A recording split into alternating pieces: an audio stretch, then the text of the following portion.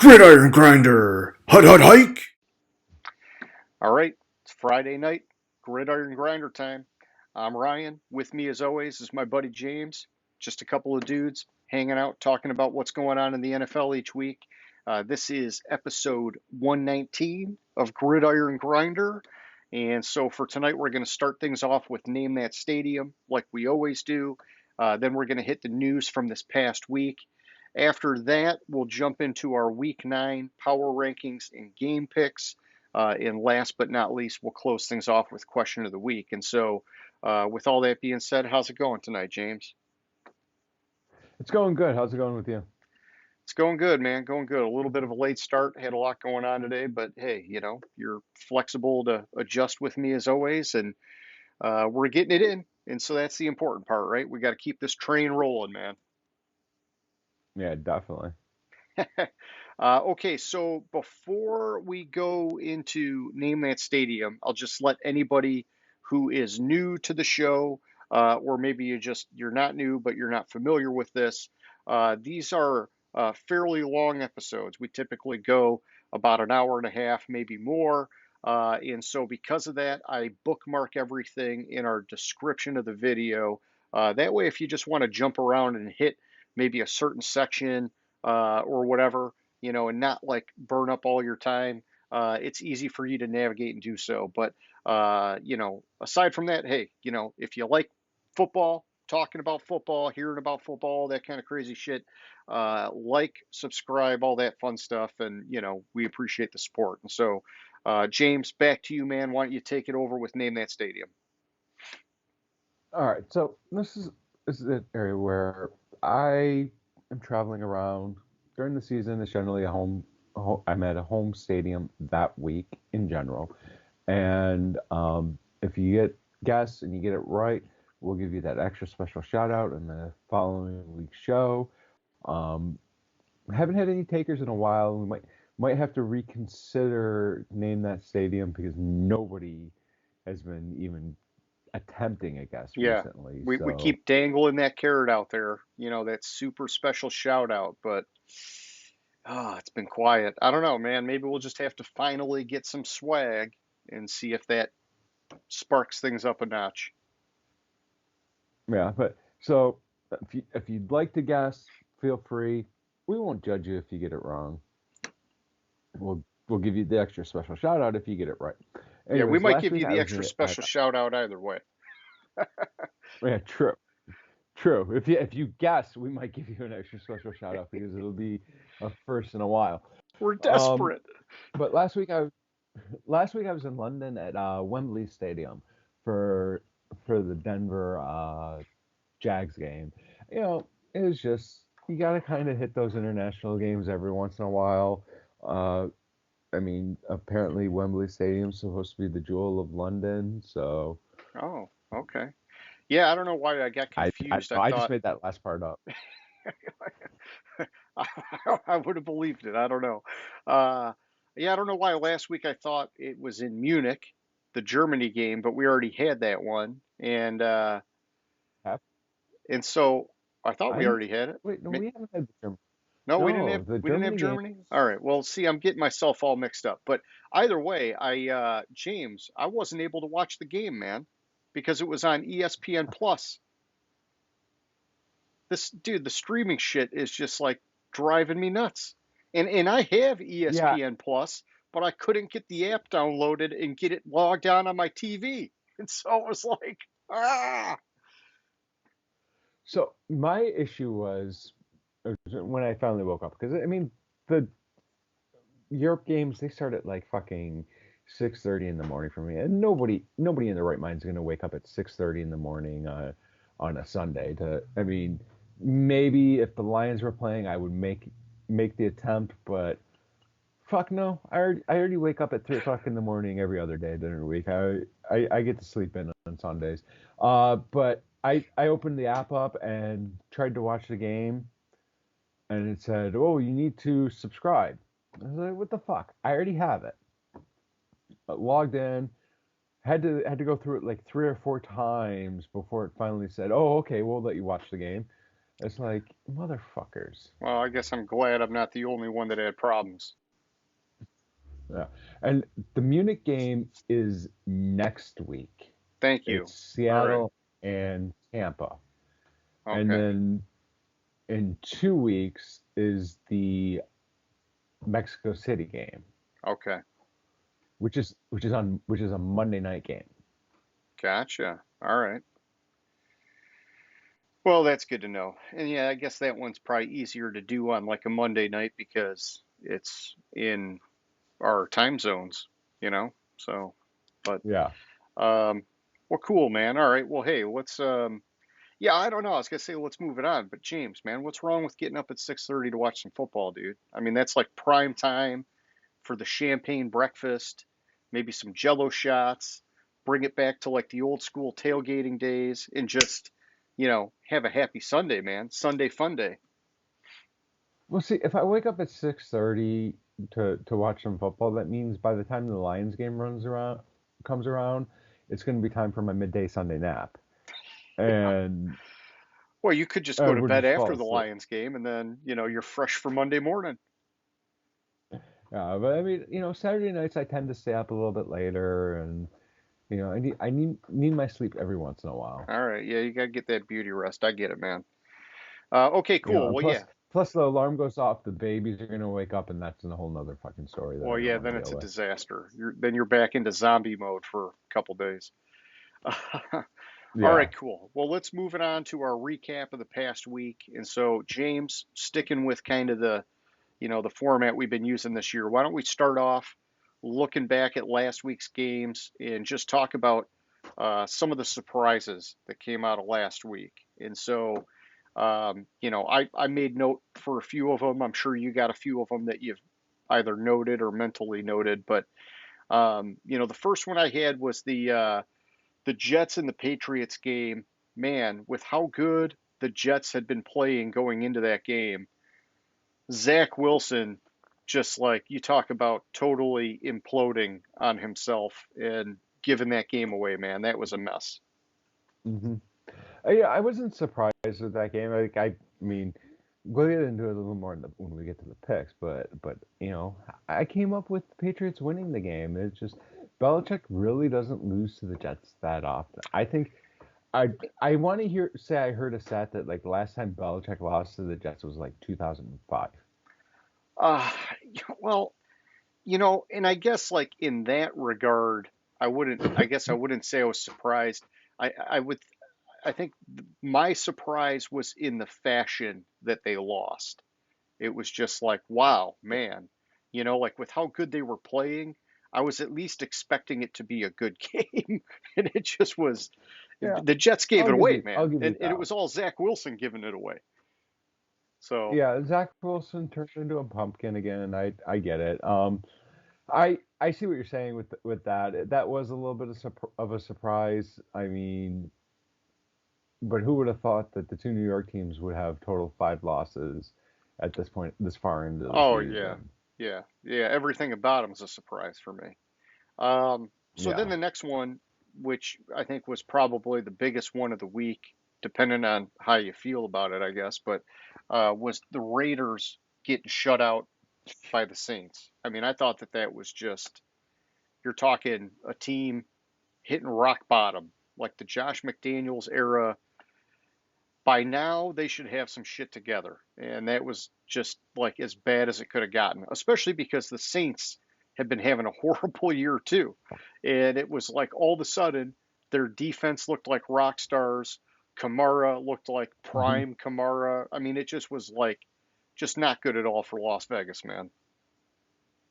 Yeah, Vegas fucking blew chunks. Like they shit themselves last week. Seriously, Kamara led both in receiving and rushing yards.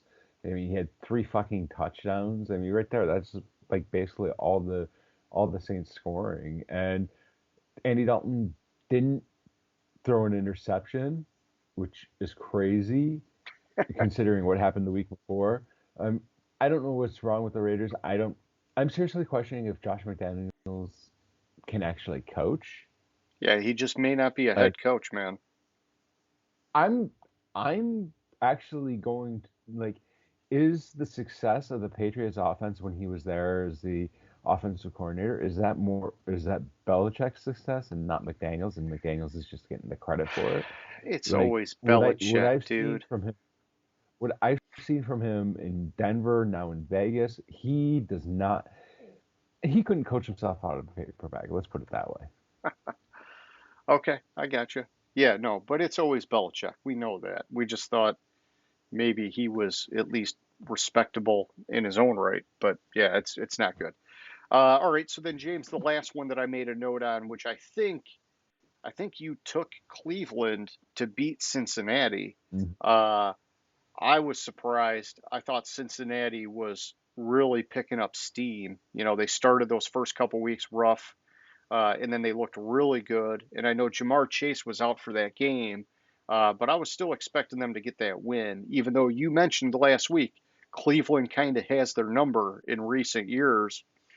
I couldn't buy into it. And then, man, Cleveland just fucking steamrolled them. I mean, it was like that was what I was expecting to see out of Cleveland all year, and we've been missing it. And then they did it. They dominated in the trenches on both sides of the ball, and they just had total control of that game, man. It was really an impressive win.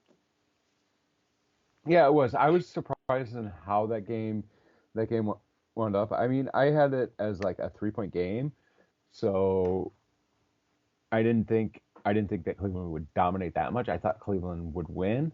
Um, Brissett looked decent in the game. I mean, he only had 5 total incompletions. They didn't throw the ball that much. I mean, it's mostly Chubb, which is what they need to do while they're waiting for Deshaun to come back.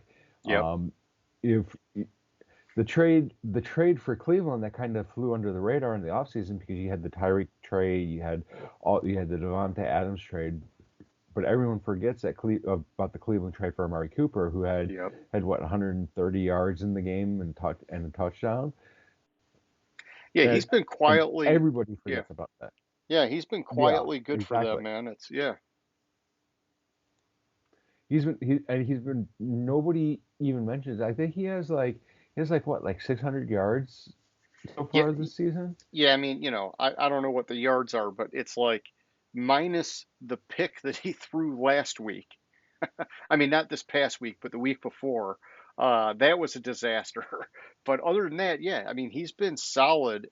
Like he's been getting it done when they need him. Like third downs, he's been coming up big, and and it's like under the radar because you don't hear him bitching like a lot of diva wide receivers bitch. And so, Mhm. he got traded. He's putting in the work. He's getting it done. And I'm excited to see possibly how much higher that production goes when he's got Watson throwing him the ball. Yeah, I mean, he had some like low games, but I mean, he has 553 receiving yards, 5 touchdowns. He had 2 games. The Carolina game, he only had 17 yards, and the Atlanta game, he only had 9 yards, but he was only targeted 4 times Hmm. in the Atlanta game. But outside of that, like I mean, 2 weeks ago against Baltimore, he had three receptions for 74 yards, and then Monday he had 5 for 131. Yeah, and I'm expecting them to turn up the pass numbers when they get Watson. I think they've been Yeah, conservative with exactly. Brissett. Yeah, and so more targets, more production. Well, yeah. So I mean, surprise wise, James, what else was out there from this past week? Did anything surprise you? Any particular performances? Any? Surprise wise, well, I probably shouldn't be surprised, but once again, the initially I thought it was one way, and I've gone the other way on this. The officials cost the Panthers a win this past week. Oh yeah. So yeah, tell me about this, man, because you sent me a message and I didn't get to watch that. What exactly happened there? Yes. So late in the game, let me give me 2 seconds. Let me get it's basically late in the game. PJ Walker threw a long bomb TD to DJ Moore to put the Panthers within one. I'm sorry, to tie the game, and the Panthers needed extra point to win the game. 12 seconds left in the game. It was a 62-yard pass. DJ Moore, in excitement, took his helmet off. Another player on the Panthers took their helmet off. And the officials threw a flag on it. By rule, it was not a penalty. Okay. Because the rule says if you take your helmet off in the field of play, it's a 15-yard penalty. DJ Moore and the other Panther player, I forget who it was, took their helmet off out of the back of the end zone. They were not in the field of play when they took their helmet off. So by rule, it was not a penalty. Okay. So the 15-yard penalty, Panthers had to try a 48-yard extra point, and they missed it. Now, granted, in overtime, they had a chance to win the game with a 32-yard field goal, which happened to be a yard shorter than what the extra point is now in the NFL, and they missed that. And Gotcha. ultimately, the Falcons won the game with Young Wei. I always want to say Ho because Young Ho Koo kicked I forget the distance. I want to say it was like a 38-yard field goal to win the game with 2 minutes left in overtime. Okay. I'm sorry, it was a 41-yard field goal to win the game 37-34. But the call should not have been a penalty because of the fact that he had his helmet on in the field of play, took it off out of the field of play, and got flagged for excessive celebration.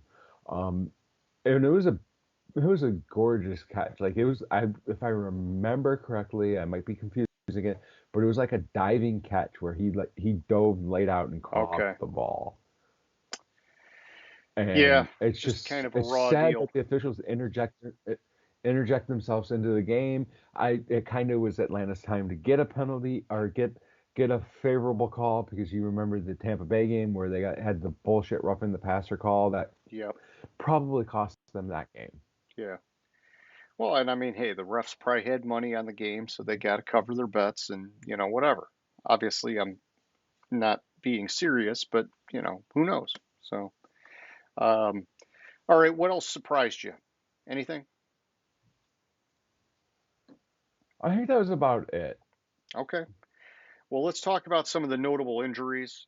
And so some of these are kind of carryovers that have been going on for a little while, but just some updates, I guess. With the Chargers, you got both Keenan Allen and Mike Williams ruled out for this weekend.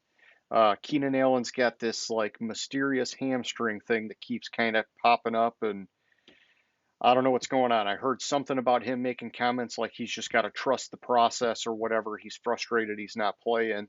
It's like, okay, dude, is it time to go to IR and have a procedure, or just sit out the 4 games and see if you're better? But every week we're playing this game with him. Mike Williams, it's an ankle thing. His has kind of been on and off too. So, that puts them down at receiver. But Joshua Palmer, he's been playing great when he's been getting the chances. And so, everybody's kind of expecting he'll step up to help them this weekend. For Atlanta, their top cornerback, AJ Terrell, he's going to be out with a hamstring injury. And then James, this one, I think, a lot of people probably saw it coming. The dude's taking a ton of flack, but Michael Thomas from the Saints, he is being put on IR, or maybe was already put on IR. He's had that lingering foot issue, which now they're saying he's got a dislocated toe that needs to have surgery, and so he's going to be out for the year. Yeah, and his season's Yeah, and I heard Kamara came out like to his defense because a lot of critics have just been like, "Oh, here we go again." Mike Thomas with these Hmm. lower leg foot injuries that, you know, mysteriously popped up like right after he got paid, and it's tough. It's tough. He's been getting a lot of money and he's been hurt the whole time, but it's like you can't predict the injuries, and so sometimes this shit happens, man. Yeah, it's unfortunate. I mean, it has to be a legitimate injury. They say he has to have surgery on his toe. So, Yeah, I mean, yeah, if you there's gotta have something surgery, seriously there. You're not going to go undergo surgery if it's not a fucking legitimate injury. So, I mean, people need to calm down yeah, about that shit. yeah, Yeah, he might be hurt, but he's legitimately hurt. Last year he missed half the year or whatever because fucking Sean Payton tried to run up the score. yeah. And I think I was bitching about it a little bit last year, and it's one of those things where it's like when you're on the injury report every week, and then you're like ruled out at the last minute every week. It's like what's going on with Keenan Allen. That's the stuff that bothers me. It's like, okay, let's just admit Hmm. that you've got a serious injury so the fans know what the heck is going on. And then just like let the guy take the time to heal, like it just, and I think with Mike Thomas too, the other thing I remember was there was that off season where Sean Payton wanted him to get the surgery early on so he had time to recover. And he didn't want to have the surgery. He wanted to wait and see if it would heal naturally.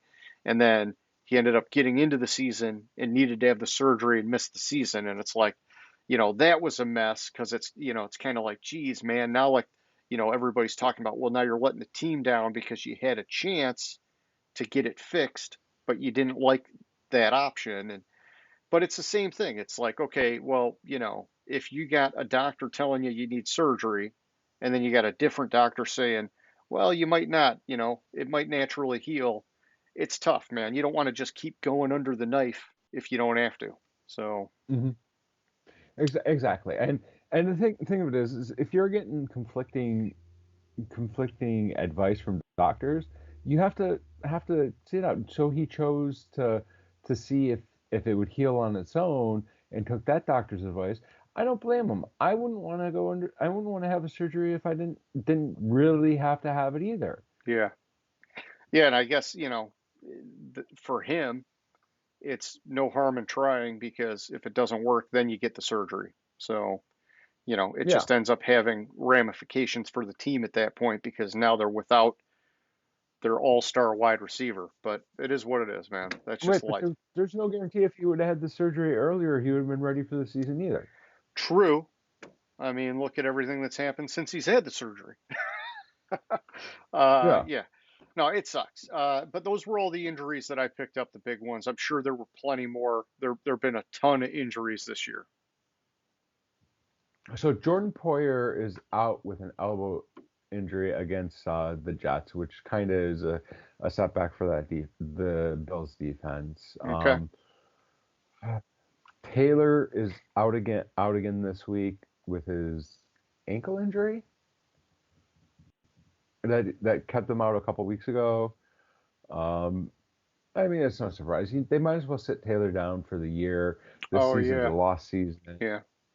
This season's a lost season for the Colts. Just sit him down for the year, let him get healthy, come back next year, ready to go. The big one is I'm not going to try to say his first name. The Awuzie, the Oh, corner Chidobe for Awuzie.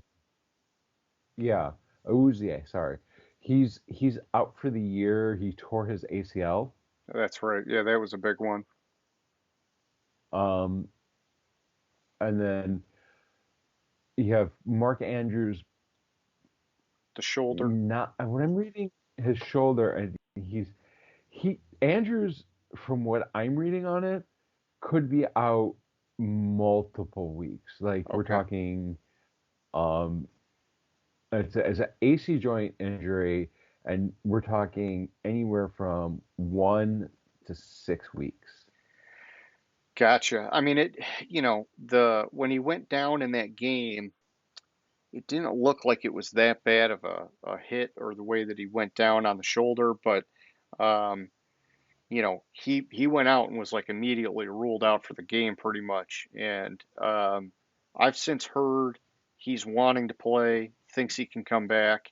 But then I've seen a lot of articles saying, fantasy wise, go out and get Isaiah Likely because, they're expecting him to miss some time. Mhm. And so, you know, I think with the way Likely came in and played, I would at least have him sit out this week, make sure he's really okay to come back before you force it, because it looks like they got a pretty suitable backup. Right. And that's the thing. If he sits out this week, it'll be 24 days Oh, between they got games the for bye him coming up. because they have the bye coming up. So I mean that would be the smartest thing for them to do. I Yeah. mean, really, honestly, you need him for the postseason if they make the postseason, the postseason run. You don't need him this week. Who are they playing against? Some podunk team. I Oh, forget let's who they're see. playing. This week they got Oh, New Orleans, hit and miss. yeah, I mean if New Orleans plays like they did last week, that'll be a good Yeah, game. exactly. I think that's all the Dobbins is out for another 4 to 6 weeks. Yeah, the Dobbins thing, that's one. That's like kind of a carryover one, I think, right? That they just are saying it's worse than they thought. I didn't see this. I didn't see this article. Okay, so he has to go. He has to have arthroscopic surgery. Oh, okay. This is an old one. For some reason the page didn't. Some reason the page went back to like 2 weeks ago and I was like I didn't see it earlier. It was like the second one, and then I looked at the date and it was October 21st. Hey, it's all good. So sorry about that. I didn't mean to scare anyone. So it's only another 2 to 4 weeks. Oh, yeah. Um, all right. So James, news-wise, I think, there were some things that came up this past week, but the big thing was the trade action that we saw right before the deadline. This was like probably one of the more exciting years going into the trade deadline. Some big names move teams. I see you chomping at the bit like On you got to say something. on deadline day, there were 10 trades. Those 10 trades are the most trades on deadline day in NFL history. Well, that's a good stat to have. And so, with those 10 trades, a lot of them were big name trades too, man. It wasn't just like small guys shuffling Hmm. around. You had, and I'll just note the ones that I got that were significant. You got Roquan Smith went to Baltimore. You had Bradley Chubb went to Miami. Chase Well, Claypool. Roquan was before deadline day. Okay, but all Roquan right, was yeah, like, I guess still, you know, since we met last week. yeah. You had Chase Claypool go to Chicago, TJ Hawkinson to Minnesota, Calvin Ridley to Jacksonville. He's suspended and he even got moved, which I actually liked that move, by the way. But and then William Jackson went to Pittsburgh, and I know there were a few others like Edmonds went to Denver as part of that Chubb deal, and Naheem Hines went to Buffalo. yep, and Zach Moss in return to Indy. Yep. Yeah, there was one more big one that happened this week. Roquan. I swear there was like a big one. Okay. Let me see. Yeah, you scope that out. But yeah, I mean, some exciting stuff. You got teams like Baltimore and Miami that are basically stacking the deck to try and make their playoff run. I would say Minnesota was in that same bucket getting Hawkinson. It looks like Irv Smith Jr. Is going to IR at least for 4 weeks or whatever, maybe longer. that helps keep their offense rolling.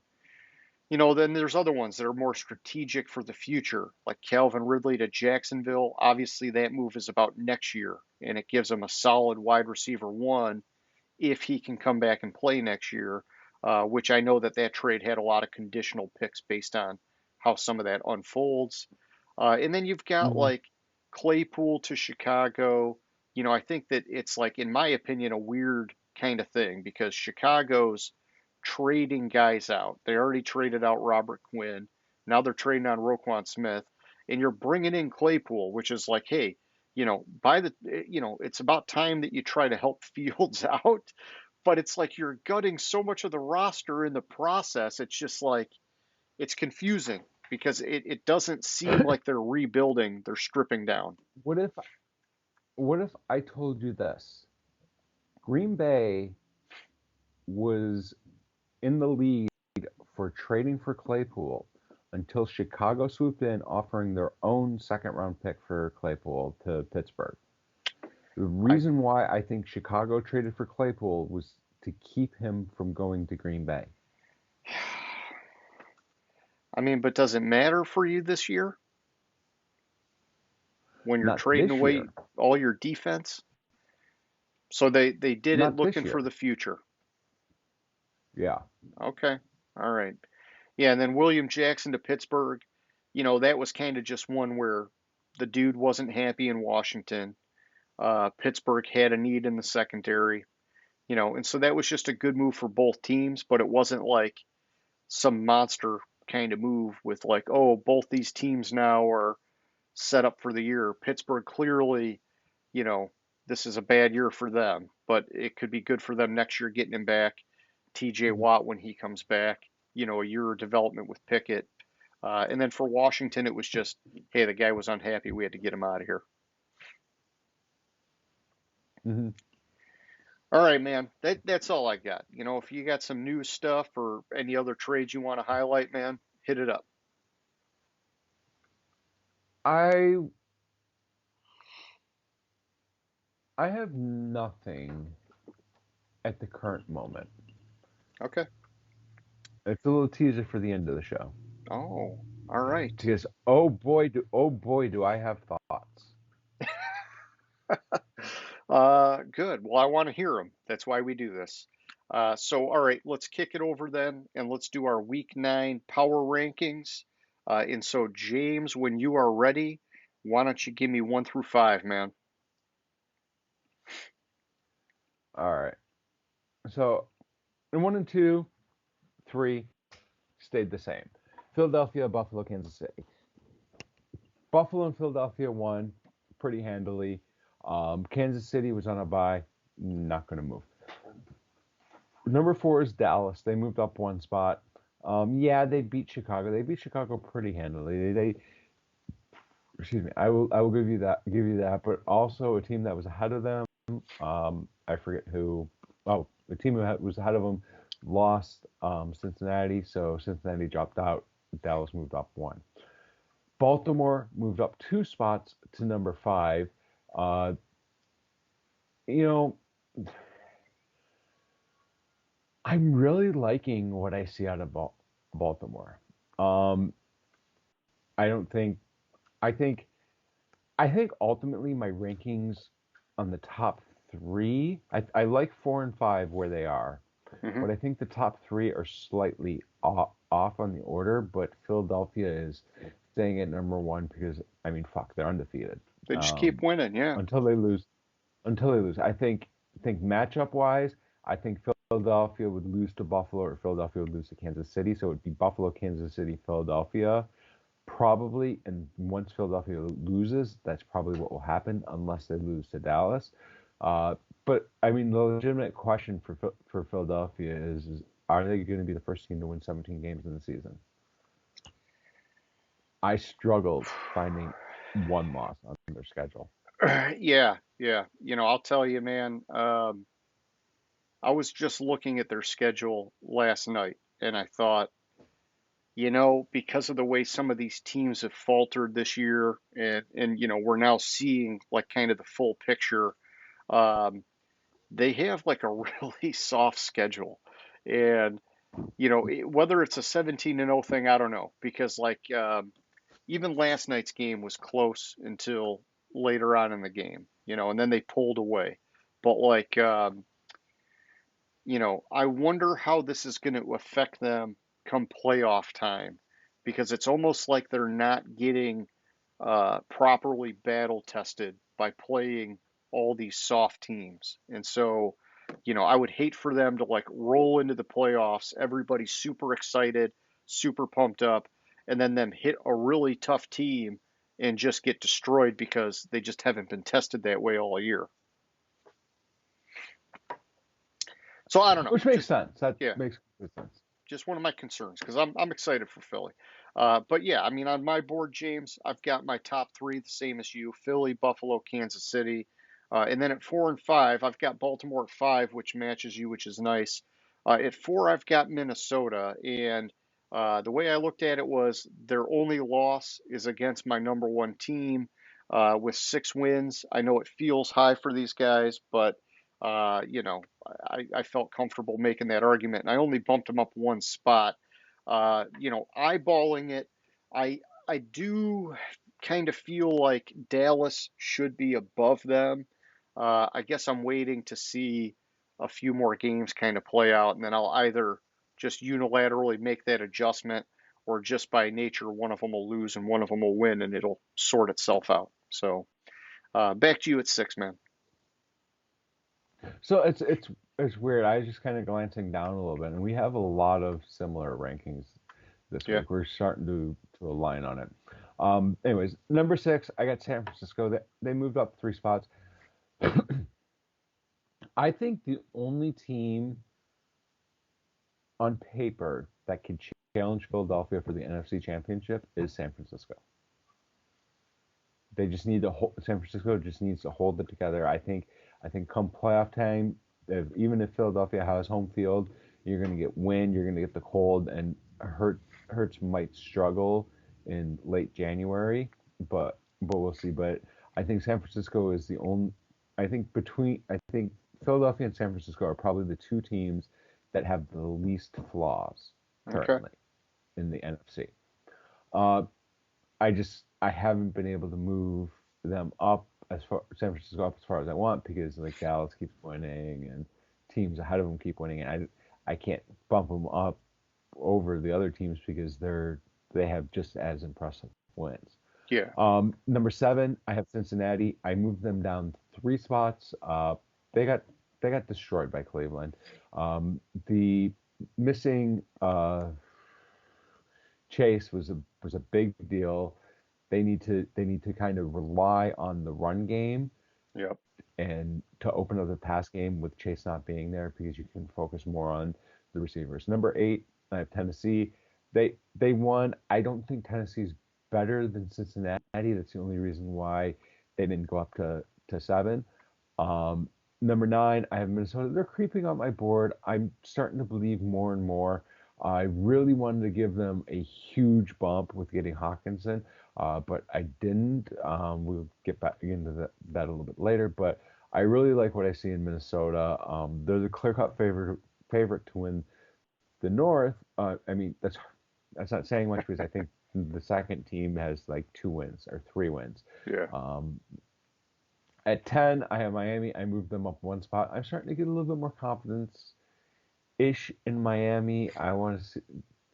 I don't know if they can put it together 2 weeks in a row. The more they play, the more confidence I get back in them. Uh, I lost confidence in them when Tua went down, and they were having issues for those weeks. Plus, I like a lot of the moves they made. They got infinitely better with Chubb. the Chubb trade. Yeah, with trading for Chubb. I mean, now they have a pass rusher. They have they're creeping up to possibly one of the best defenses in the league. And so back to you at 6 Oh, well, through thank you, 10. Kane, sir. Yeah, so at 6, I got Dallas. I moved them up one spot. Nothing crazy here. They got the win. They get a slight bump. Their defense is the thing that excites me the most. I love defense, especially come playoff time. And I mean, they've got a really good looking defense. Seven, I've got Cincinnati. I dropped them 3 spots. Like you had mentioned, you kind of called that game with Cleveland getting them. Um, and when I looked at my board, Cincinnati's also lost to Baltimore and Dallas, and so this adjustment down three, might at first look a little bit harsh, but it puts them behind the guys that they lost to, so it kind of just naturally worked out. At eight, I got Tennessee. I moved them up 1 spot. Happy as heck to see Vrabel getting these guys win. They've definitely turned the corner from how they've started the year. I'm still weary that this is not sustainable because on paper, man, their team, it's almost like the Giants, but better than the Giants, if that makes sense. Uh, and Hmm. it just, it's like we saw it earlier in the year. If you can stop Derrick Henry, you stop this team dead in their tracks. And Derrick Henry's been rolling for a while now. And so I don't know. It's like, hey, just look at what happened earlier in the year. You put 8 men in the box, you shut them down. They got no other tricks up their sleeves. And so I'm surprised more people aren't doing that, but that's okay. At nine, I've got Miami. I moved them up 1 spot. Um, you know, I think my only concern with Miami is the injuries in the secondary. And I definitely like they brought in Chubb. I think that's going to help them. They need to get healthy in the secondary, and they could be a serious, deep playoff kind of team. And then at 10, I got San Francisco. And so I look at them much like I do Miami. I like them, but they do have some injuries creeping up on the defensive side of the ball. I think a lot of their guys are expected to return at some point. They do have like one or two, I know, in the secondary that are out for the year. But, um, if they can get healthy, I'll feel a lot more comfortable with them, man. Back to you at 11. All right, at 11, I have the Giants. Giants lost to Seattle last week, so they dropped 5 spots. But more of the reason why they dropped 5 spots is I think I got a little bit overzealous with moving them up so high. I think I got a little bit too much on the bandwagon. They're way outperforming what they should be doing. This is kind of the start of a correction for getting way too high on them. 12, I have the Rams. The Rams probably should have dropped past 12 more than the 2 spots I dropped them, but I only dropped them 2 spots. This week's an important game for them. They basically this week their games wild card elimination game. The winner of the game will still have a shot at the wild card. The loser won't have a shot at the wild card this year. Okay. And if the Rams lose this week, the Rams will probably end up in the 20s next week for me. 13, I have the Chargers. They were on a bye. I had them at 13. I left them at 13. 14, Cleveland, 2 spot bump. They won. They had an impressive win against Cincinnati, but I kind of,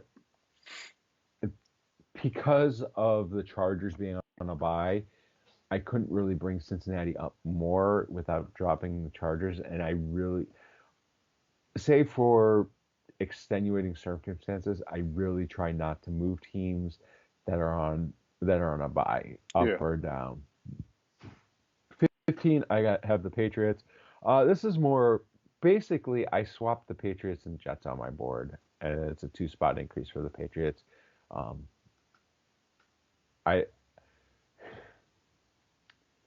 I don't know with the Patriots. I have no faith in the team. Um, I might be a little bit high on them. I need them to lose to kind of recorrect here. I think maybe in a week or two, if they're like next week or the week after, if they haven't lost, I might need to recorrect this because I really think I have the Patriots too high, and I just have to do like a refresh on my board with some of these teams. Yeah. I know what you mean, man. And it's hard this late into the season to have those like major corrections like that. It's like you want them to kind of organically work themselves out. But, at some point, it's like the Patriots were like the perfect team that it was like deceiving for a couple weeks. It looked like they really dialed it in. And then they fell flat Hmm. like right after. And then even like this past week, they got a win, but it was like they didn't get that win. The Jets gave them that win. And so it's tough, man. You gotta Exactly. you gotta look at the full picture. All right, so for me at 11, I got Seattle. I moved them up 5 spots, gave them a solid bump. With them beating the Giants, the Giants, I just thought it was time to show them some respect. And this puts them above the Giants on my board, so it just kind of felt right. Um, in the Giants, I got a 12. I moved them down 4 spots. I still think they're playing quality football for the most part, but this was more of a game that we were kind of expecting to see out of them all year. And so we'll find out. Is this a blip on the radar or is this the real Giants? In which case, the second half of the year could be pretty rough for them. At 13, I'm with Either you. way, if it's a blip on the radar or the real Giants, I think the culture is changed there, and I think that going forward next year, the year after, the Giants are better off, Yeah, I agree. and that's the important thing. It's you want to build towards that championship, and with Dave all doing what he did, what instantly changing the culture, and you're going for the winning, and they're going to end up re-signing Saquon. That was evident by Joe Shane's quotes Yep. about Saquon. He he did everything not to give Saquon credit for what Saquon's doing this year, and I Oh, thought big that was part of them winning, interesting. man. Yeah. Big part of them winning, but he did not want to say. He basically might as well said, "I'm not going to say anything that will give his agent fodder for when we go into Yeah. negotiations." Yeah. Well, because honestly, leading up to this year, it looked like he's going to be a free agent and he's not going to get the kind of money that he is probably wanting to get because minus his rookie year, it's really been subpar for him. But now this year, you're seeing pretty much what everybody wanted to see out of Saquon this whole time. And so, Hmm. funny how that works in the contract year, James. Yeah. Yes. But yeah, so for me at 13, I've got the Chargers. I'm with you. No game, no move, which was nice. At 14, I've got the Rams. I dropped them down 1 spot.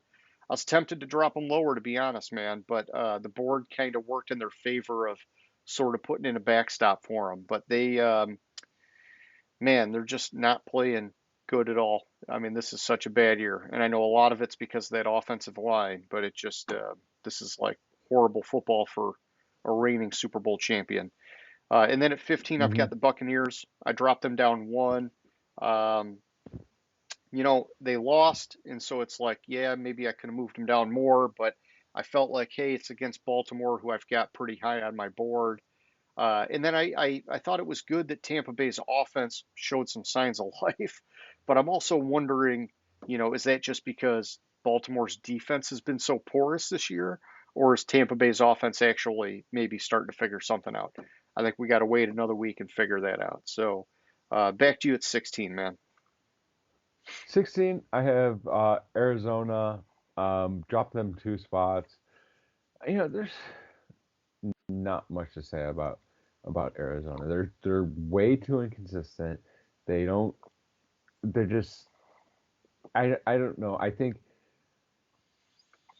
I was surprised that Arizona was not more active Yeah, at the trade deadline. They have a lot of needs. They could have picked up some guys um, via trades that could catapult them because Seattle's probably going to come back to earth, and they could have catapulted them to winning the division, possibly a playoff game, and building for the future. Instead, I don't think they made any moves, and I mean uh, Robbie Anderson a couple Lance, weeks ago, but Robbie Anderson, a couple weeks ago, that didn't move the needle yeah, and then I guess for Hollywood me. Brown, at the draft, but yeah, like nothing.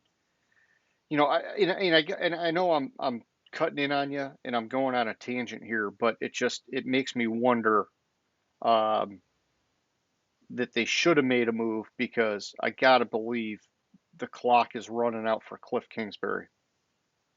Uh-huh. I think the clock's running out for Kingsbury. I think the Arizona team is they're prime to make the playoffs this year, challenge San Francisco for the division, possibly win a playoff game. With with the Rams being so far down this year, they should have done something. They should Yeah, have tried to bolster the team, fill some of the holes they have. Maybe they could get the playoffs. Maybe they could get a home playoff game.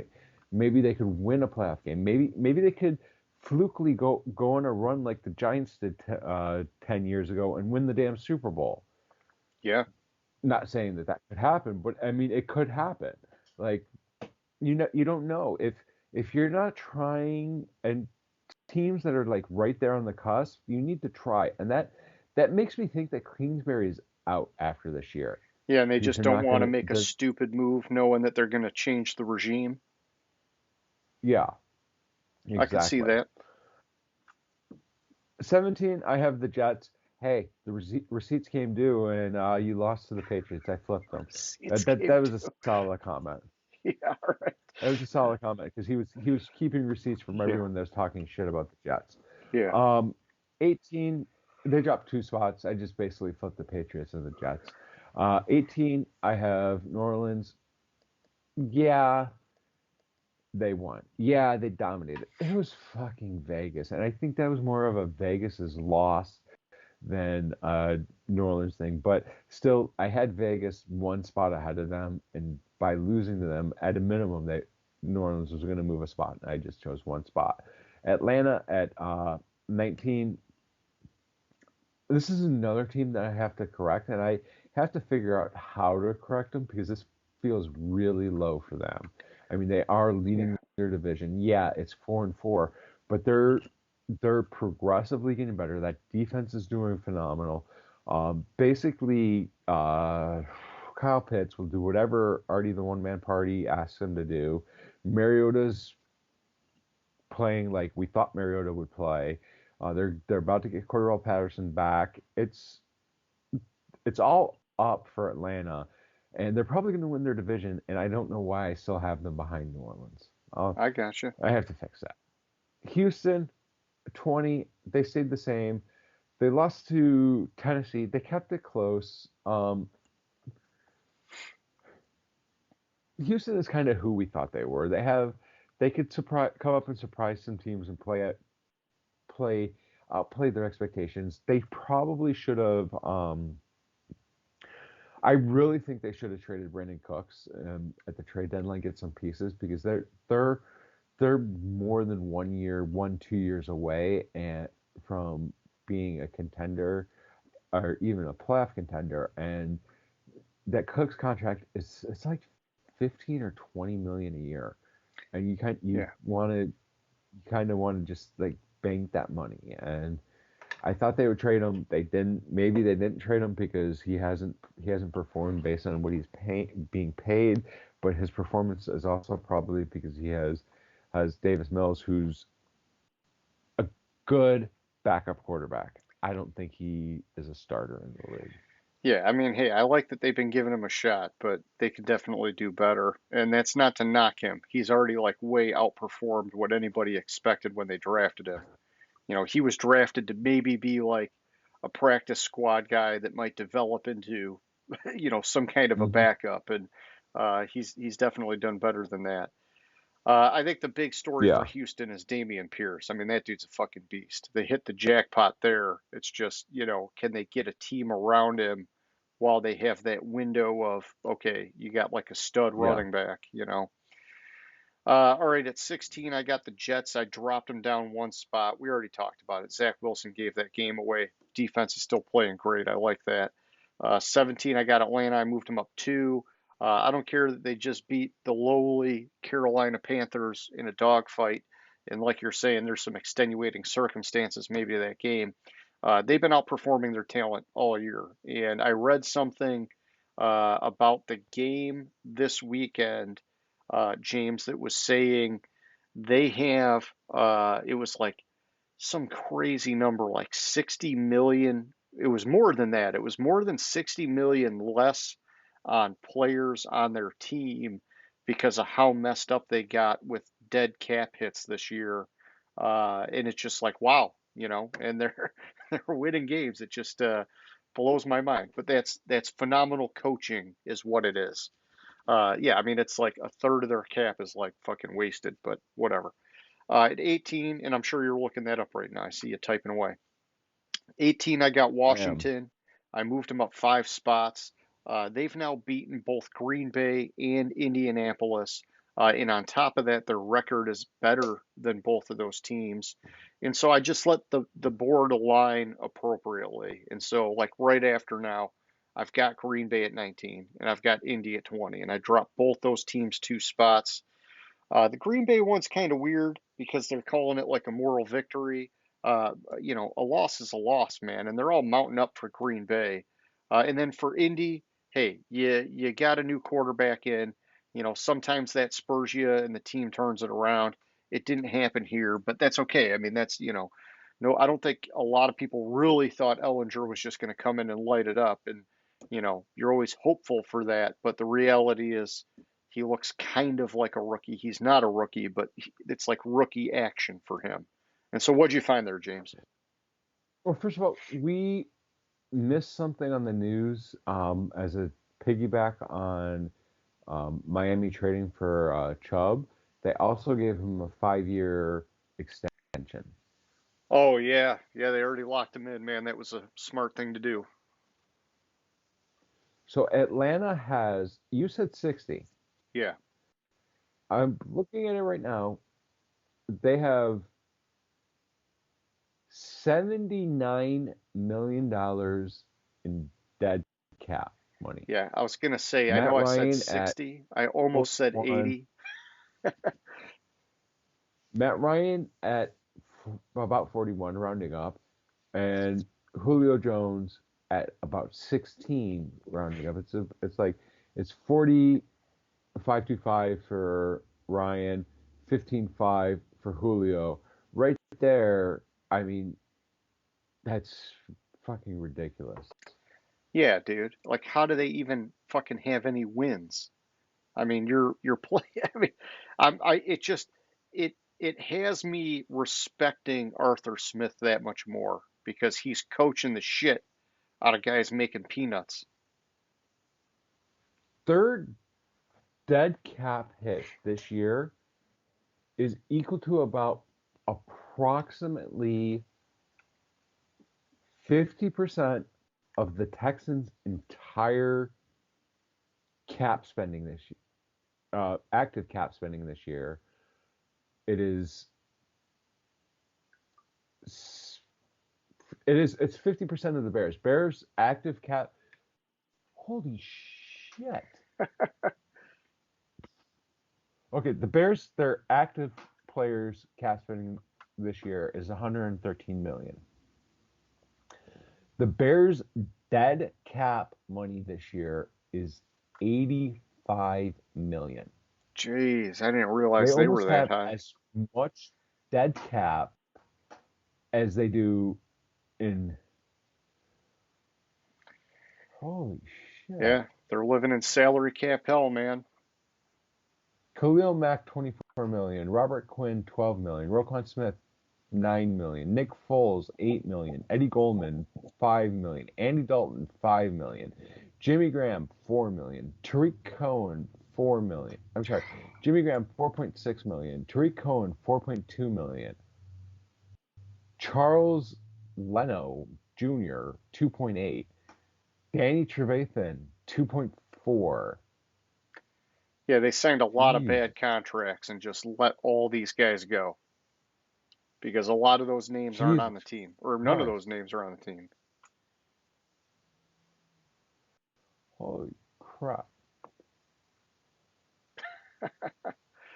All right, we're Anyways, going too far sorry. down the rabbit Back hole, to you. man. Yeah, no, it's back to you at Back to you. 21. Oh yeah, you hit the call. Sorry, I just got distracted with Yeah. that. 21. I have the Raiders. Dropped them down 3 spots. Probably should have dropped them more, but it's kind of how the board worked this week. That's about as far as I felt comfortable dropping them. Sure. Um, 22. I have the Commanders. Another fact from the news of the week that we missed: the Washington Commanders owner Daniel Snyder has hired a bank to investigate financial decisions dealing with ownership of the team, quote Yes. unquote. He's looking at selling the team. Good riddance. 23, I have Seattle. I was way too down on Seattle, and this is another team I have to adjust because I have them at 23. They're what, like 5-2?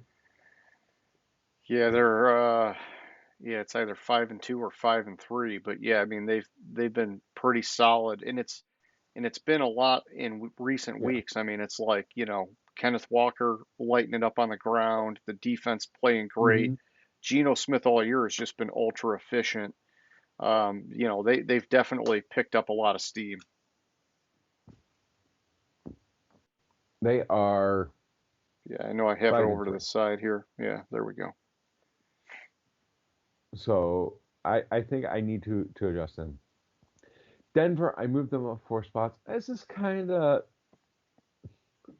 a little bit high of a jump, but it's kind of also a lot of teams ahead of them lost. So they just lucked out with the board here.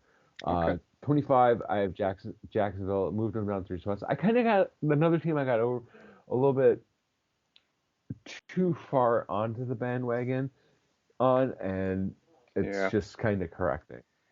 yeah, I'm with you on that. All right, so for me at 21, I've got Arizona.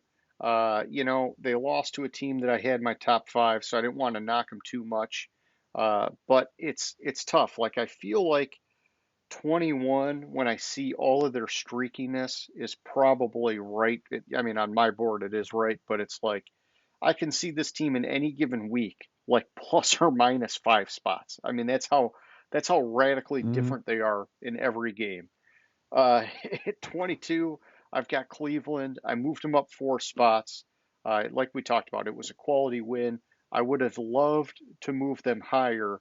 The problem is this is like their only freaking quality win this year, which really bums me out. 23, I got the Saints. I Mm-hmm. moved those guys up 4 spots also. I think if the defense can be this dominant more often, I'm totally comfortable letting them climb up my board. But they've just been a disaster all year, and so I'm trying not to go too crazy. At 24, I've got the Bears. Even though they lost, I did not move them. I wanted to keep them above the Patriots, who I've got at 25. Um, and yeah, I don't know. I mean, Chicago, I like what I'm seeing out of Fields. He's carrying that team a little bit this year. Like I kind of talked about last week, it's like Kyler Murray-esque, but like not enough talent around him. And so I don't know. I just kept him above the Patriots at 25, which I didn't move either. I just didn't really feel like that win against the Jets warranted a bump. I want to see them dial it in like they did a few weeks ago, and then I'll move them. Back to you, 26, man. All right, at 26, I have Pittsburgh. Dropped them down 1 spot. Yeah, they lost to the top team on my board, but it's just they looked absolutely pathetic in that game. 27, I have Carolina. I didn't move them. Yeah, they lost, but I mean, I hit it. They kind of got robbed of that game. 28, I have the Colts. This team is rudderless. The only thing that didn't drop them further was basically the rest of the teams on my board lost. 29, I have the Bears. They lost. Teams behind them lost. They stayed the same. 30, and I know whoever's listening to this and you think I'm crazy for this, but I have the Buccaneers at 30. Um, they have a lot of issues, and this is also goes to my if the Rams lose to the Buccaneers this week, the Rams are going to be in the 20s because the Bucks suck, and I mean they're just pathetic. Hey, man, it's your board. You do what you want. Maybe I'll poke at you a little bit, but I mean, Tampa Bay's been in total disarray this year, so you got to do what feels right for you. All right, so at 26, I got Denver, James. I moved him up 2 spots. I don't know if it was really a good win over Jacksonville or just two bad teams playing, so somebody had to win. But I gave him a couple spot bump. At 27, I got the Raiders. I took them down 6 spots. The shutout was a disaster. We've talked about it. I think that they're at rock bottom right now. 28, I got Jacksonville. I dropped them down 6 spots also. Kind of like what you were saying with your comment on them earlier. I bought into them earlier in the year based on their effort. But at this point in the season, it's kind of like the Lions. That effort's great, but if you're not winning any fucking games, it doesn't matter. And so Hmm. I smoked them on my board here. 29, I got Pittsburgh. I didn't move them because everybody from this point on sucks ass and lost. And so I didn't expect them to win against Philly, and they didn't, but there's nowhere for them to go on my board. And then 30, I got Carolina. I mean, if they would have won, hey, I would have bumped them, but they didn't win, and it's basically just a fucking rough deal, but it happens, man. Dumpster fire time, James. So my dumpster fire comes from the NFC North. If anyone's paying attention, could figure out. Double I'm dipping. trying to find the stat for this. Okay, Green Bay at 31. Aaron Rodgers has looked like shit. Um, he and in fact, including last year, he's gone 12 straight games not throwing for 300 or more yards in a game. Okay. And I think there's issues there. I blame Gutekunst for not getting a wide receiver. Apparently, they were in on some trades. A little bit more of that later. They checked in on if Tony was available, and I forget the fourth one. Okay. They checked in. The third one, we'll get to later. 32, I have the Lions. Oh my God. Sad times, man. Sad times. Coming off a bye, playing the I Dolphins at give up home. on them. Yeah. I'm not. I may not pick them to win another game this year. It might not happen, man. It might not happen. Yeah. Well, yeah, I mean, I've got Detroit at 31. And, my note here, James, is that these guys are making me sick to my stomach. I didn't expect them to beat Miami, but I was expecting them to have at least 2 wins by now. And if they had 2 wins, I'd probably be all right. I'd probably be like, okay, yeah, it's still a rebuild, but 1 win, and it's like, oh, this is just, and it's 1 win, and I still can't get the taste out of my mouth from that fucking shutout against the Patriots. And so it's like, I don't Mhm. know, but it is what it is. At 32, I got Houston. Um, you know, I like Houston with Damian Pierce. I feel like any week they could win a game, and I will gladly pull them out of the dumpster fire. I just need them to get another win, and they're stuck at one right now, which is why they're here. Okay. All right. So those are the power rankings, James. Let's kick it over and do our week 9 game picks. And before I let you take it away, I'm just going to let everybody know you fucking spanked me like a little baby last week. You got 13 wins. I got 10. You had a nice chunk out of my lead. And so that brings our season total for you to 65 wins, which is good for 53%.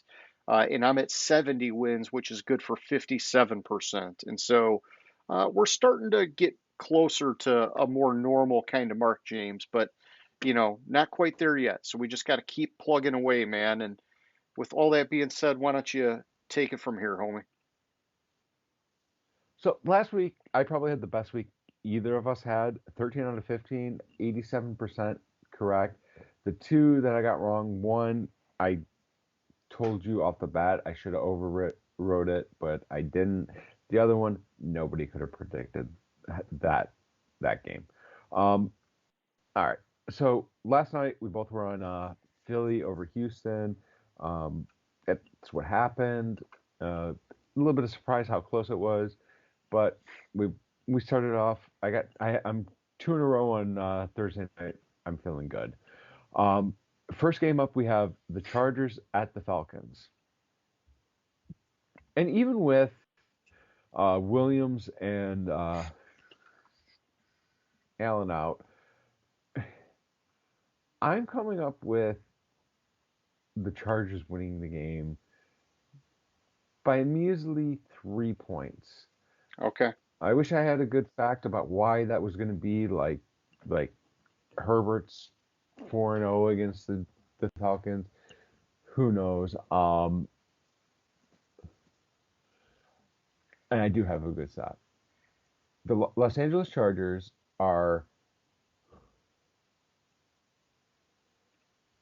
3-0 against the spread on the road this season. The Chargers are favored by 3 points. That's my story. I'm sticking to it. I'm on the Chargers. Nothing wrong with that, man. Nothing wrong with that. So I've got Atlanta winning by a half a point. And so basically, it's a lot of this is adjusting for the injuries. And so if I take those into account, as part of that, I pull Herbert out of my sort of like my clutch quarterback rankings, which I tell you I do, just because it's like he might still be clutch, but he doesn't have the top dogs to get the ball to. If that's what flips it into Atlanta's favor in my model, and so you know one of those guys come back, I probably flip that switch back for him. It'd be a totally different thing, but that's not what's happening this week. So I'm going to stick with Atlanta. All right. So next up is uh, Miami Dolphins at the Bears. Um, I have the Bears winning this game. I have the Bears winning this game by 4 points. How? I know. I don't know. I have to dig into what's given the Bears the edge. Is something missed? Is just having a Claypool there who was shouldn't move the needle that much. The reason they're going to win. Miami comes and goes as Tua does. If Tua's out, Miami's a shit team. Yeah. If Tua's playing, Miami's a good team. This one is subject to change Sunday morning, Saturday, Sunday when I actually have time to really delve into why the Bears are winning this game in my model. But I'm on the Bears for the time being. Okay. Yeah, so in my model, I've got this one is a huge spread. I've got Miami by 12, and Chicago looks better in one category on my heat map, and that's with their running backs. The problem is their offensive line is not very good. Miami's defensive front seven is better, so it kind of negates that out a little bit. And then the rest of the heat map is green for Miami, and so I'm going to stick with them. It's just too big of a spread for me to even think about going the other way. Plus, I just like the story of Miami in the game. Uh, where is this one actually? Is this one in Miami? No, this one's in Chicago. But No, it's in Chicago. yeah, either way, I'm still taking Miami, man. All right. Next up, we have Carolina at Cincinnati Bengals. The way Cincinnati's been playing this year, I'm tempted to override my model and take Carolina. I don't think, especially with the injuries with Cincinnati, I think it's going to be a rough go for Cincinnati. Um, my model comes up with it's not a close enough spread for me to consider taking it based on my model. It's 6 points, Okay, and I don't think at 6 points I can override it. I got it. So I'm gonna go with Cincinnati. gotcha. Yeah, I'm going Cincinnati also. I think Carolina, had they gotten that win last week, maybe that momentum would have carried and make this more of a factor in my model. But without that momentum factor, I've got it pretty heavily favored in Cincinnati's direction. I think the Carolina defensive front seven, the key is they should be able to get pressure on Burrow because Carolina's defense has actually been sneaky good for how shitty the rest of their team is. And that could make the game interesting, but I think Cincinnati ultimately gets that win. All right, next up, we have the Packers at the 1-6 Lions. The battle of the dumpster fire teams. Um, like I said earlier, Rodgers hasn't had more than 300 yards in 12 straight games. Um, last time in Week 17 last year, the Lions beat the Packers. But Rodgers sat out the second half. Was that Week 17 or Week 18? Whatever. The Lions traded Hawkinson. Fucking Lions. Lions also fired their secondaries or their D-backs coach or whatever position. Yeah, Rodgers is 18-6 against Detroit. yeah. 18-6. I'm going to repeat that. 18-6. Shouldn't happen. The Lions knew what they were. Oh wait, we're talking about the Lions. I have Green Bay winning this game by 8. Okay. Yeah, I got it. Green Bay by 4.5. I feel like the wheels have fallen off for both of these teams, but Green Bay has the edge. And Rodgers, he's just really good against his opponents in the NFC North.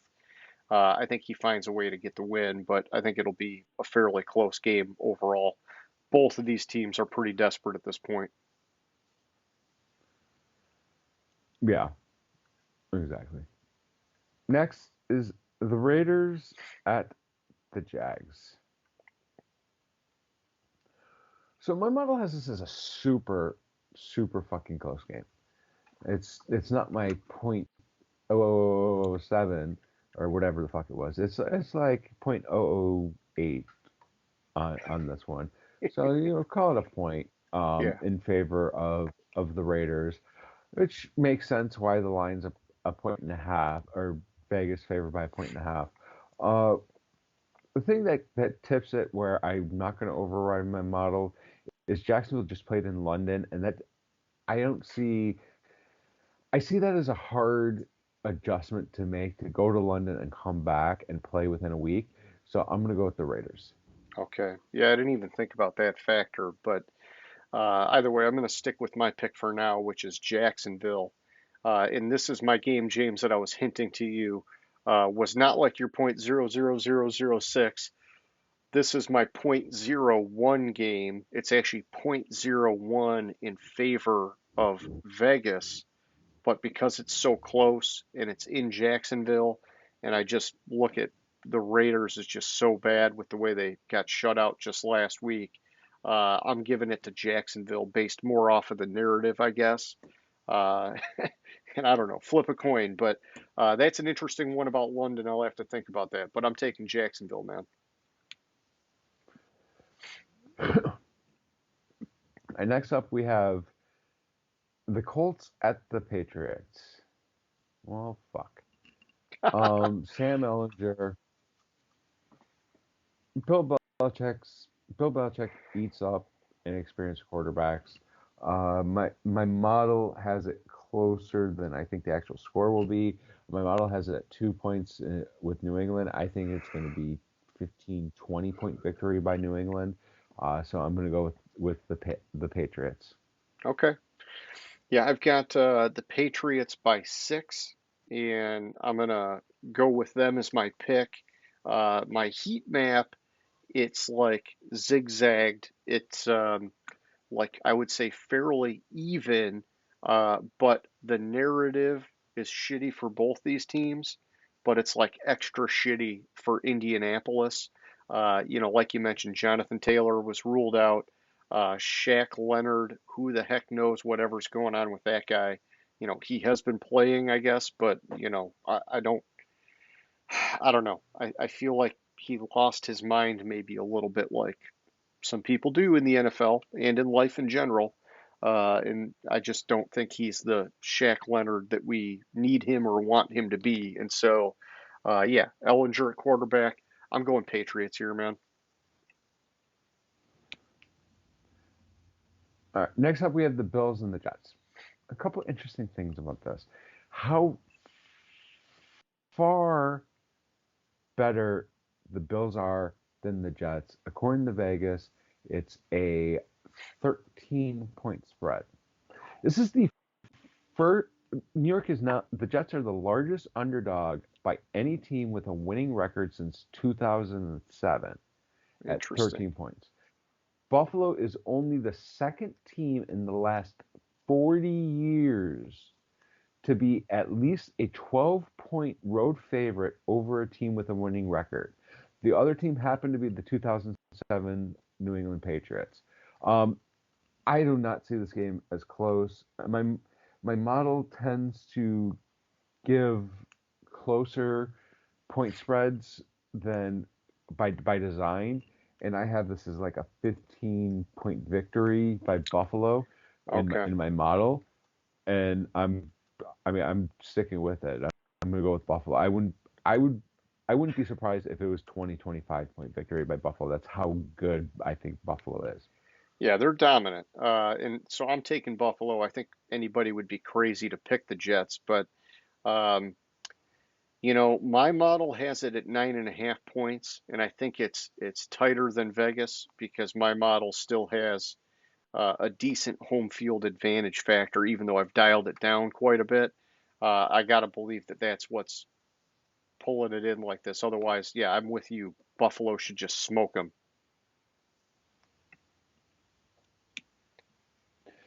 Next up, we have the Minnesota Vikings at the team formerly known as the Washington Football Team. Okay.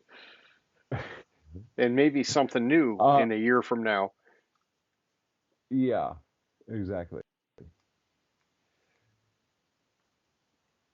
Shit, I didn't even realize how So close I had this game. Wow. Go ahead, James. Darius Smith has 8.5 sacks this season. He's tied for the most in the NFL. He also tied for the fourth most sacks by a Viking through 7 games since stats became an official stat. Washington is 0-3 against the spread against teams with winning records. The game. So what's interesting is if it is a close game, like you say, if it's decided by one score, the Vikings are 5-0 in games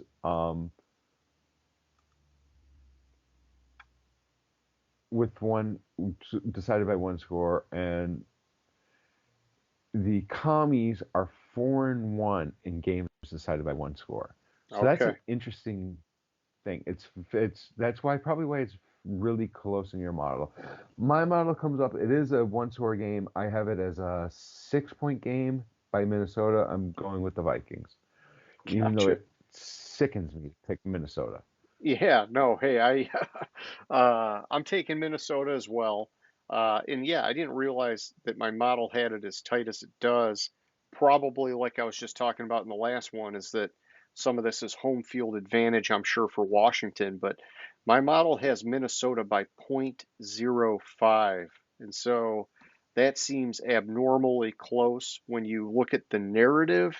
It should be a lot better for Minnesota, but then again, I'm sure I dialed down some of the factors for the Vikings over the weeks with how tight some of their games have been, a la that one Chicago game where they almost lost. And so, and even the Lions, man, they were losing until the very end of that game. And so it just, yeah, I think, I want to believe the Vikings are better than that, but the model's saying, keep an eye on it. It's pretty close.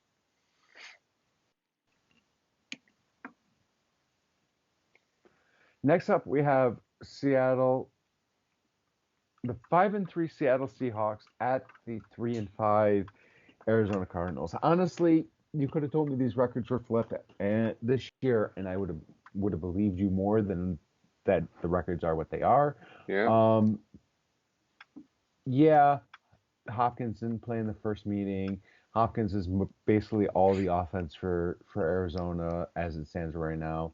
Uh, like I said, I wish Arizona would have made some moves to try to better themselves. My model has this as Seattle winning by 4. Okay. I just there's something about Seattle, and Arizona has lost their last five games, according to what my note, which is weird. Oh, last 5 games in the division. That's what it is against division teams. Gotcha. That's not good. That's not good. You want to be competitive in the division. Um, so I'm going the other way. I'm taking Arizona. I got them by 3.5 in my model, and it's tough. Like, I mean, looking at the heat map, it actually is like more favored in Arizona than the 3.5 would lead you to believe. Uh, but I think the narrative is better for Seattle, and so like this is one that I'm torn on. But yeah, I like that they got Nuke back, and man, it's also like I feel like they're in desperation mode, and so I'm gonna trust the model and go against my own narrative, and I'm gonna take the Cardinals here, man. All right. Next up, we have the Rams at the Bucks. Like I said earlier, this is like the wild card elimination game, um, and I have it as a tight game. I don't think Tom Brady, as a member of the Bucks, has beaten the Rams. I want to say he's 0-3, I think you're right. but Yeah, I can't find that anywhere. Um, I, I I think I just read that too, though. yeah, I swear I read that, and then when it came to putting my notes together, I couldn't find it. Um, Tampa Bay's favored in the game by 3 because it's probably because it's a home game. I have it as exactly 3-point victory by Tampa Bay, even though it sickens me how bad the Rams have been Yeah. this year. I'm gonna go with my model, and it sickens me to pick Tom Brady as bad as the Bucks have been this year. I'm gonna go with the Bucks. Okay. Yeah, and I'm with you on this one. I'm taking Tampa Bay. I think both these teams just suck. They're not what anybody was expecting this year. I think the defensive front seven for both of these teams is what it's all about, and Tampa Bay's should have more success against the Los Angeles offensive line than the other way around. But the Rams should still have success against Tampa Bay's offensive line because you know, they got a lot of injuries and shit going on too. But I think the Rams are actually significantly worse. And so I'm going to trust my model. I'm going to take Tampa Bay here, man. All right, next up, we have the Titans at the Chiefs on Sunday night. This was the surprise in my model. Okay. I have Tennessee winning by 2 points. While Kansas City has played against Henry better as of late, Derrick Henry has against all the teams he's played, he has a 5.44 yards per carry against the Chiefs, which is the most for against any team for him. Um, so another thing to look out for, uh, Kelsey has 31 career games with 100 receiving yards. He's tied for second with Tony Gonzalez, and he's 1 game behind Gronk's record of 32 career games with 100 receiving yards at tight end. Um, I just it pains me to do this, but I while I have Kansas City at number three, I still don't have faith in how that offense is playing. I'm waiting for the bottom to drop out because they're gonna have that Tyreek Hill missing. I miss Tyreek Hill game. Okay, Does it come against Tennessee? Possibly. Can't really count Mahomes out. I think it's a super close game, but Tennessee pulls it out in the end. gotcha. Well, I'm going to take Kansas City. I got to trust that I have them that high on my board for a reason. My model has them winning by 15, which I don't see it being that big of a spread in reality. I think Tennessee is going to lean on Derrick Henry. That'll keep the game closer just because of ball control purposes. But Kansas City, in theory, is that much more electric on offense. Um, and so I'm just going to stick with them. I'm going to stick with my model. And yeah, not sure what else. Well, I did, and James, you might want to keep an eye on it because I heard Ryan Tannehill might be out again. And so that's something to keep an eye on. Yeah, I know, Okay. and that that that concerns me. I forgot to mention that on this, but we'll see what comes Sunday. What's going on there. Sure. Since we're doing Wednesday next week, last but not least is Baltimore at New Orleans. Um, this will be the first time Lamar Jackson will play against the Saints. In his first game against the team in his career, Lamar Jackson is 25-2. It's the best record since 1950 with QBs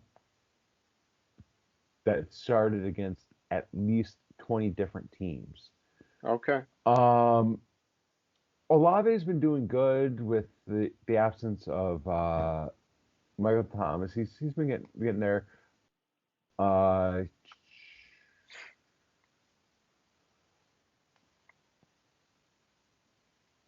Kenyon Drake is going to have a huge game. Lamar Jackson is going to have a huge game. You got to remember that the Saints allowed 100 yards rushing to both Miles Sanders and Jalen Hurts a couple years ago in the same game. It could happen again here with Jackson and Kenyon Drake. Yeah. Uh, he Lamar Jackson has rushed for 1,123 yards in primetime games, Okay. which is the third most yards in primetime games since 2018, which is crazy. As a quarterback, I have this as a 3-point victory by Baltimore. I'm gonna stick with it and go with Baltimore. Okay. I like your choice. I've got Baltimore by 5.5. Um, yeah, I just don't trust New Orleans, man, with how they've played this year. I don't care that it's in New Orleans. They've been so bad, minus last week. I need to see more out of them before I could trust them. Hypothetically, there is an option in my model that has this be a 1 point game, still in Baltimore's favor. But I don't think that that's the New Orleans team that we're getting. I think that the 5.5 is more appropriate, and so I'm taking the Ravens, man. Okie dokie. So yeah, we'll save next Thursday for when we meet next Wednesday, because that's when the show picks back up. And so yeah, I guess why don't we move it on over here, James, and let's do our question of the week. And so I am going to ask you, my friend. I know, hey, I see you. You got to wait because I give you my take before I let you go here. So just hold on a minute. But Just don't hit all my points. all right. Well, you know what? Actually, yeah, I don't want to hit up all your points. So I'm going to have you go first, man. And I'm going to throw it out there. What did you think of the TJ Hawkinson trade? Because obviously I got some mixed opinions on it. You go first, man, because I don't want to steal any of your thunder. For Minnesota, I love the deal. You didn't have to give up much. You had to put Irv Smith on the IR, and you needed that. Green Bay was in on trying to trade for Hawkinson as well. I kept wanting to say Hopkins. That was the third one that I alluded to earlier. They were in on it. Minnesota won out. Minnesota is going for it. You have that other weapon that can. Hawkinson's played well this year. He hasn't played stellar, but he's played well. You have another weapon that can draw attention away from Justin Jefferson, which defenses have been allowed to focus on Justin Jefferson this year and kind of limit him. He's still having a solid year, but he's been limited because defenses are able to focus on him. You also Hawkinson does block pretty decently when he wants to, and he can. I say that because he has had some stupid boneheaded plays as a Yeah, Lions, but I think the way the culture is in Minnesota, I think that will correct itself.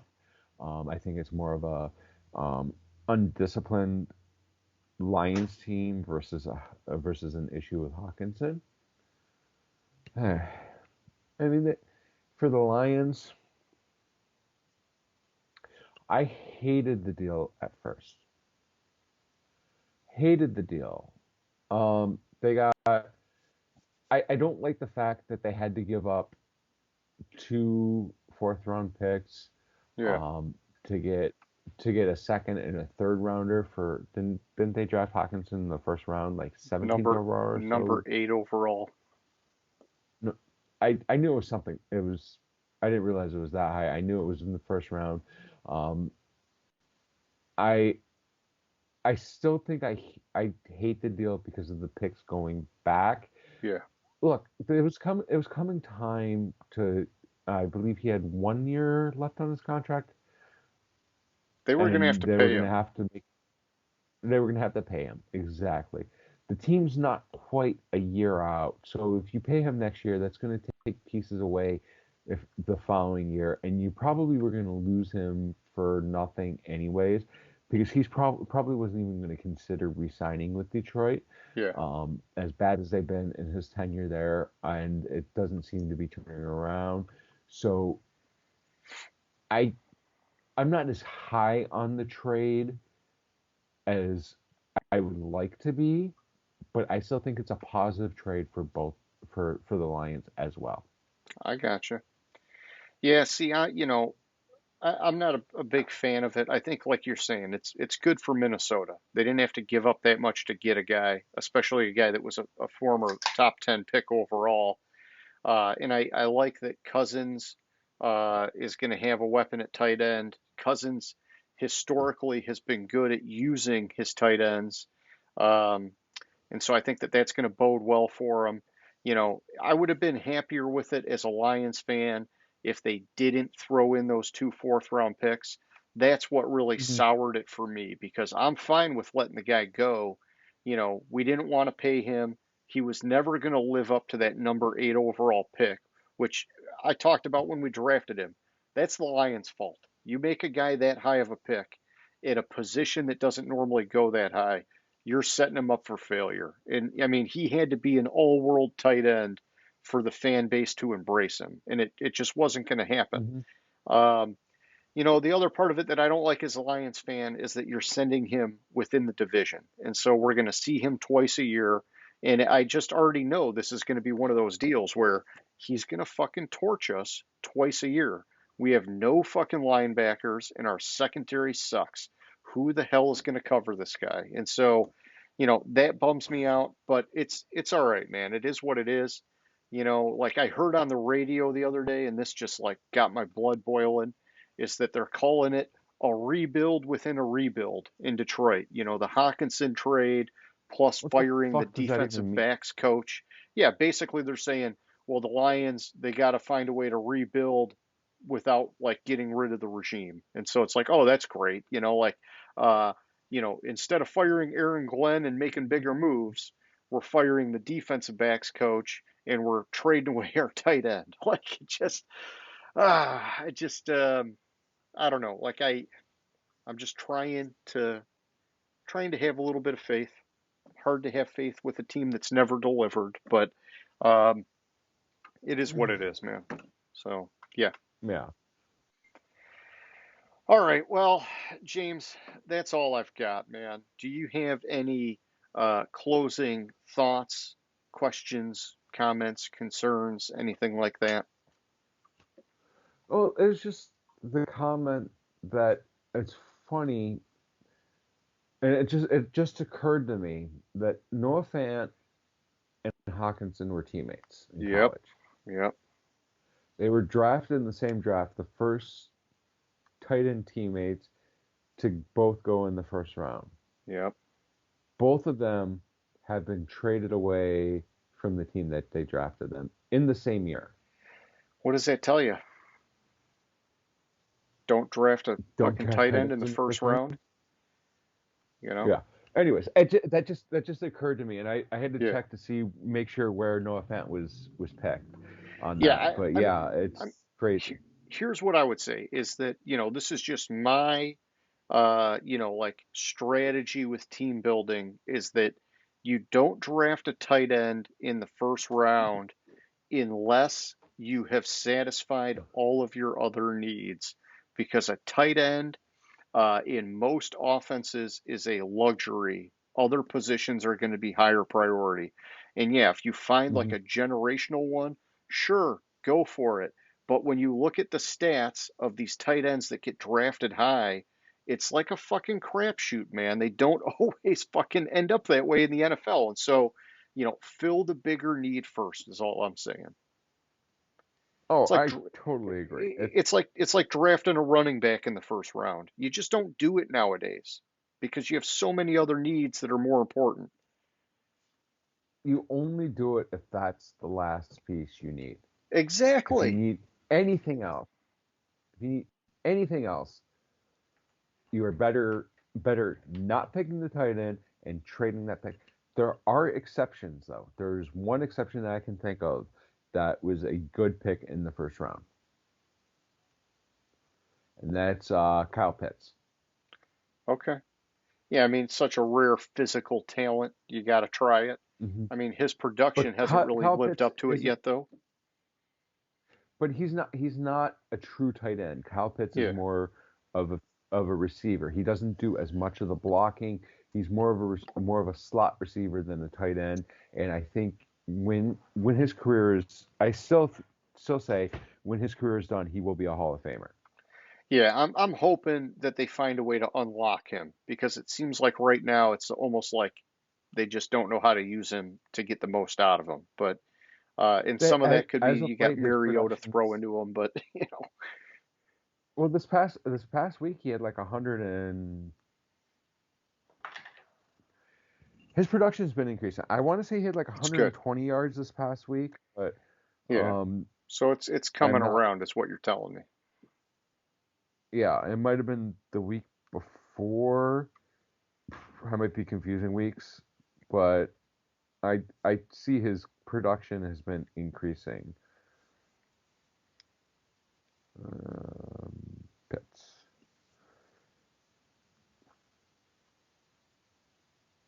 So he has 258. So there's no way he had 100 yards this past week. 80 yards. Yeah, you're saying he's got 258 on the season? Man, I mean that's like, Yeah. he's like pacing 600 on the year. That's but they just need to figure out how to unlock him. That's the bottom line. Yeah, but he's only had 3 games where he's had more than 4 targets. Yeah, and that's the problem, like they're not figuring out how to utilize him. So, maybe it's next year Yeah. when they have a different quarterback. I don't know, but that's a tough one because it's such a high pick and you're not like exploiting him in your offense. So, Yeah, I think it's just a function of how I think they're figuring it out. yeah. Anyways, All right. well, Well, we can hey, debate that when we have a lull in action, NFL action. Do a whole sure. show on why Kyle Pitts was a good draft pick I'd and love how to to, use him. Yeah, we'll have plenty of off-season spots to fill in. All right. Well, so yeah, I mean, hey, for anybody who's still watching, we hope you like the show. Definitely feel free to hit us up with Name That Stadium, answer our question of the week. You can hit us up on YouTube, Facebook.